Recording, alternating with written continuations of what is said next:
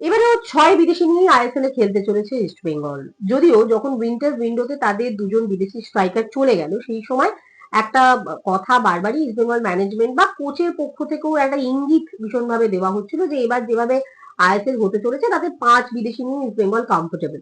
এবং বিশেষ করে একজন বিদেশি স্ট্রাইকার যে নেওয়া হবে এটা জানানোই হয়েছিল বা একটা মোটামুটি প্রকাশ্যেই এসেছিল।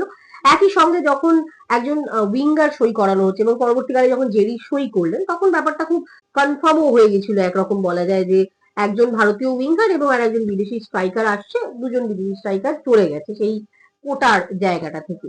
কিন্তু ফাইনালি এই কয়েক ঘন্টা আগে যেটা জানা গেল যে না, ইস্ট বেঙ্গল ষষ্ঠ বিদেশিও সই করেছে এবং তিনিও কিন্তু একজন স্ট্রাইকার। মোটামুটি এই নামটা এখন প্রকাশ্যেও চলে এসেছে। ডেনমার্কের ফুটবলার অ্যান্টন সোর্সবার্গ, ২৫ বছর বয়সী এই স্ট্রাইকার, ৬ ফুট ১ ইঞ্চি হাইট তার এবং তিনি মূলত লেফট ফুটার, বাঁ পায়ের প্লেয়ার এবং স্ট্রাইকারের বাইরেও কিন্তু মাঝমাঠে খেলতেও স্বচ্ছন্দ। এবং লাস্ট ইয়ার তিনি খেলছিলেন আমেরিকার দ্বিতীয় ডিভিশন ক্লাব মন্টেরে বে এফসি তে। যদিও যদি আমরা এই প্লেয়ারটির প্রোফাইল দেখি তাহলে খুব আকর্ষণীয় প্রোফাইল নয়, কিন্তু ওই এজটা একটা ম্যাটার করে। ২৫ বছর বয়সী একজন ফুটবলার, একজন কোচের পক্ষে এই ধরনের ফুটবলারকে কাজে লাগানোটা অনেক সহজ হয়। আমার মনে হয় সেই জন্যই হয়তো এই ফুটবলারটিকে চুজ করা হয়েছে এবং এটাও তো ফ্যাক্ট যে অ্যাভেলেবিলিটিরও একটা ব্যাপার থাকে।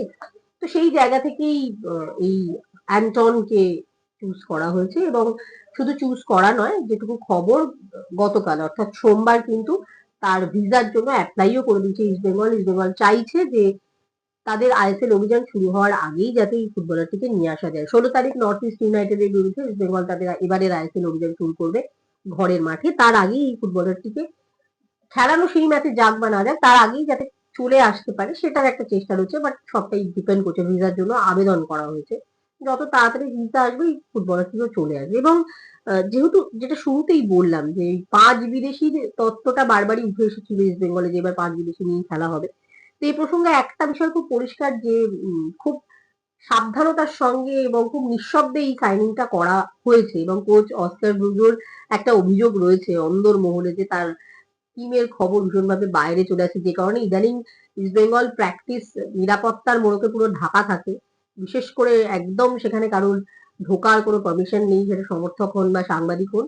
কারণ কোথাও একটা অস্কারের এটা খুব আক্ষেপের জায়গা যে কেন বারবার সামনে চলে আসছে। যদিও এই সাইনিংটা কিন্তু যথেষ্ট নিঃশব্দেই হয়েছে বলা যেতে পারে। যদিও অ্যানাউন্সমেন্টের আগে ফাইনালি এটাও কোথাও না কোথাও সামনে চলেই এসেছে, যা দেখা গেল অন্ততপক্ষে। কারণ এখন আর এই ব্যাপারটা খুব একটা চাপা নেই আরকি।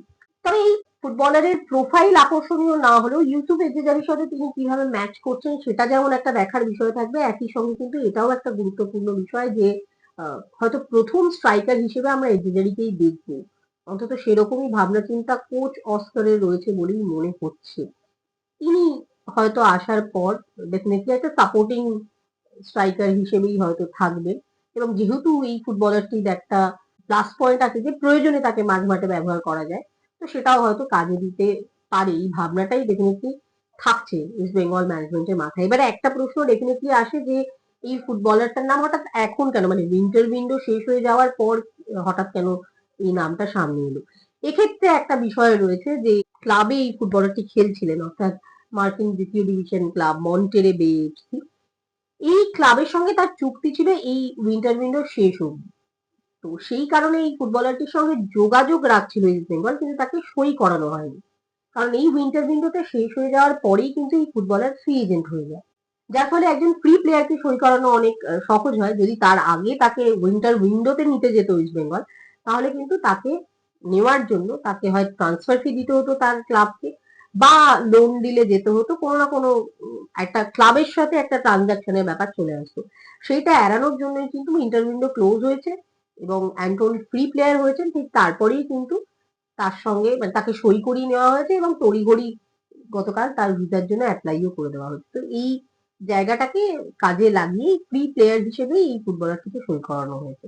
যে কারণে ব্যাপারটা অনেকদিন ধরে হয়ে রয়েছে এমন নয়, কথাটা অনেকদিন হয়েছে ধরেই হয়েছিল, বাট উইন্টার উইন্ডো শেষ হওয়ার পর কিন্তু এই ফুটবলারটির সঙ্গে সই সাবুত যা হওয়ার হয়েছে ইস্ট বেঙ্গলের। এই মুহূর্তে আর একটা প্রশ্ন ডেফিনেটলি আসে মাথায়, সেটা হচ্ছে যে এই ফুটবলারটিকে সই করানো কি এই মুহূর্তে খুব প্রয়োজন ছিল? কারণ ডেভিড লালহান সাঙ্গার মতো স্ট্রাইকার রয়েছে ইস্ট বেঙ্গলের হাতে, এবং আমরা তো আগের প্র্যাকটিস ম্যাচটাতেও দেখলাম নন্দা ডেভিড এরা গোল করলেন।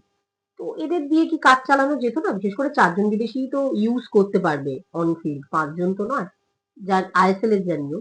সেক্ষেত্রে একটা কথা বলা যায় যে এখনো জানা নেই যে কাকে কতটা ব্যবহার করার কথা অস্কার ভেবেছে।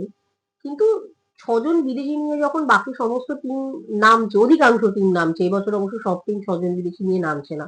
মোহামেডানের মতো টিম তো কোনো বিদেশি নিয়েই নামছে না। ইনফ্যাক্ট ওড়িশাও হয়তো বিদেশি ছাড়াই খেলবে, যেরকম যেদিকে যাচ্ছে তাদের সোমবার থেকে অনুশীলন শুরু হওয়ার কথা ছিল, ওড়িশার অনুশীলন শুরুই হয়নি। জানা নেই কিভাবে তারা খেলবে। এনিওয়ে, তো বিদেশিহীন টিম হয়তো থাকবে, কিন্তু অধিকাংশ টিম এবং বিশেষ করে বাকি টিমেদের সাথে কোথাও না কোথাও তো কলকাতার টিমগুলোর একটা তফাৎ হয়ে যায়। মোহনবাগান ইস্ট বেঙ্গল তো ওরকম ভাবে ভাবতে পারে না, তাদের পূর্ণ শক্তি নিয়েই ঝাঁপাতে হয়। তারা যে টুর্নামেন্টে খেলুক তাদের চ্যাম্পিয়নশিপ মাথায় রেখেই খেলতে হয়, সেই লড়াইটার ব্যাপার থাকেই তাদের মধ্যে। তো সেই জায়গা থেকেই ষষ্ঠ বিদেশি হওয়াটা কোথাও না কোথাও একটা psychological advantage first of all, এবং টিমের ভারটা বাড়ায়, ডেফিনেটলি টিমের ওজন বাড়ায়। এটা অন্ততপক্ষে ভারতীয় ফুটবলে এটা একটা চল বলা যেতে পারে, ভারতীয় ফুটবলে স্পেশালি এটা একটা প্রচলিত ব্যাপার যে বিদেশির সংখ্যা ডেফিনেটলি তোমার টিমের ওজনটাকে নির্ধারণ করে। তো সেটা একটা কারণ, এবং অপোনেন্ট টিমকে কোথাও না কোথাও এটা একটু হলেও বাড়তি প্রেসারে রাখে যে তোমার হাতে কজন বিদেশি, তুমি অনফিল্ড কটা বিদেশি ব্যবহার করছো, এই বিষয়গুলো থাকে। আমার মনে হয় এটা একটা বড় কারণ এই ষষ্ঠ বিদেশিকে সই করানো। এবং একই সঙ্গে এটাও ফ্যাক্ট যে সত্যিই তো অপশন লাগে এখানে। ইউসুফ এডিজারি হোক বা এই যে অ্যান্টন সোসবার্গ যিনি আসছেন, এরা কেউই এর আগে কিন্তু আইএসএল এর মঞ্চে খেলেনি, কাজে এদের মধ্যে কেউ সাকসেসফুল হবে কেউ হবে না। গতবারই আমরা দেখেছি যে ইস্ট বেঙ্গল স্ট্রাইকিং এ ভুগেছে। দুজন স্ট্রাইকারের কেউই তো খুব একটা এই মরশুমের শুরুতে যারা এসেছিলেন কেউই তো সেভাবে নিজেকে মেলে ধরতে পারেননি। তো that was a wrong choice. তো এক্ষেত্রেও সেই অপশনটার থাকা দরকার। এখন যদি সত্যি ইউসুফ এজেজারি সেভাবে সফল হতে না পারেন, সেক্ষেত্রে একটা অপশন হিসেবে ডেফিনেটলি অ্যান্টন থাকবে। তো এই নানান ভাবনা চিন্তা থেকেই প্রথম দিকে হয়তো 5 বিদেশি নিয়ে চলা যেত, এই ভাবনা থাকলেও আর রিস্ক নিলেন না ইস্ট বেঙ্গল ম্যানেজমেন্ট বা ইস্ট বেঙ্গল কর্মকর্তারা। কোথাও একটা তাদের মনে হয়েছে যে না, 6 জন বিদেশি থাকাটা টিমের জন্য অত্যন্ত শক্তিশালী একটা ব্যাপার হবে, বা টিমকে অনেকটা বেশি শক্তি দেবে, এমনটাই তাদের ভাবনা। এবং আমার মনে হয় সেখান থেকেই এই ডিসিশনটা। যাই হোক, ডেফিনেটলি ইস্টবেঙ্গল সমর্থকরা খুশি হবেন, কারণ কোথাও একটা তো ওই লড়াইয়ের জায়গা থেকেই যায়। কারণ বাকি প্রত্যেকের সঙ্গে ওই লড়াইটা শুধুমাত্র মাঠের মধ্যে থাকে না। যখনই মোহনবাগান ইস্টবেঙ্গল খেলে তো সব দিক থেকেই ধারে ভারে এগিয়ে থাকার একটা ব্যাপার থাকে, সেটা মাঠের মধ্যে হোক বা দল গঠনের ক্ষেত্রে হোক। সেই জায়গা থেকে নিশ্চয়ই তারা স্যাটিসফাই হবেন। এখন দেখার অন ফিল্ড এই নতুন 2 জন বিদেশি কতটা স্যাটিসফাই করতে পারে কোচকে এবং অবভিয়াসলি সমর্থকদের। সেটা তো মাঠে বল না গড়ালে আইপিএল শুরু না হলে বোঝা যাবে না। এবং তার আগেও দেখতে হবে কতদিনে অ্যান্টন এসে পৌঁছান, যারা আবেদন করা হয়েছে কতদিনে আসবেন সেদিকেও ডেফিনেটলি নজর থাকবে। তো দেখা যাক। ফাইনালি ইস্ট বেঙ্গল ষষ্ঠ বিদেশি ইস্ট বেঙ্গলে আসছে, এবং ইস্ট বেঙ্গল 6 জন বিদেশি নিয়ে খেলতে চলেছে, এবং ডেফিনেটলি অনেকেই ফুটবল মহলের বাজি ধরছেন তাদের উপর এবারের আইএসএল। দেখা যাক কি হয়। প্রত্যেকেরই আগ্রহ থাকবে ইস্ট বেঙ্গলের এই 2 বিদেশি কেমন পারফর্ম করে সেটা জানার জন্য। আজকের ভিডিওটা এই পর্যন্তই। এই ইনফরমেশনটাই দেওয়ার ছিল আপনাদেরকে। ভালো লেগে থাকলে লাইক করুন, শেয়ার করুন, এবং অবশ্যই সাবস্ক্রাইব করুন আমাদের চ্যানেল অল স্পোর্ট টিভিকে, আর কমেন্ট করে আপনাদের মতামত ডেফিনেটলি জানান।